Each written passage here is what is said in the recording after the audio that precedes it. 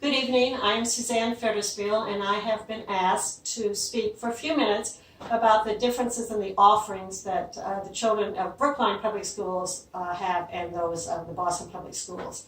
To give you a background, I am a retired educator. I was an administrator, a principal in Boston for 15 years.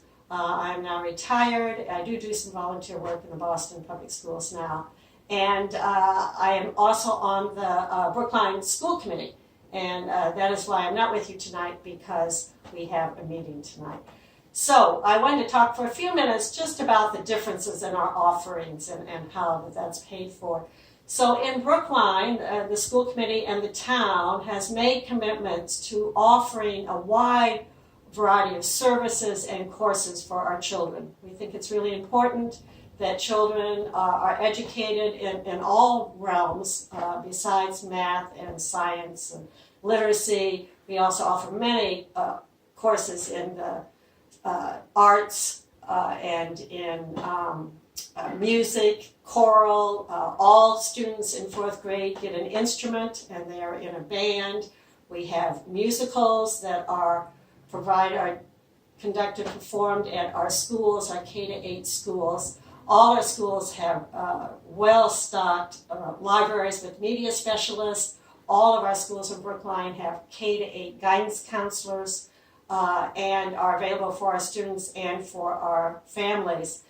So in contrast, when I was in Boston, and I believe it's still true, it wasn't that long ago, we were given a budget by the school, and I had to make choices. And so I could either have a visual art class, or I could have perhaps a science teacher, or I might have a dance class or a music class, but I would not have a librarian in a library.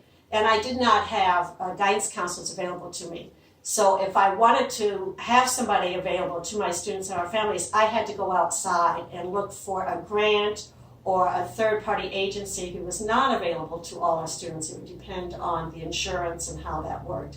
And so the schools in Boston that I'm familiar with have had to make some really tough choices about what we offer our students in a way that we just do not in Brookline. Brookline went to an override in 2015. We asked the voters to support world languages, and the voters came back and said yes. And we now have world languages K through 12.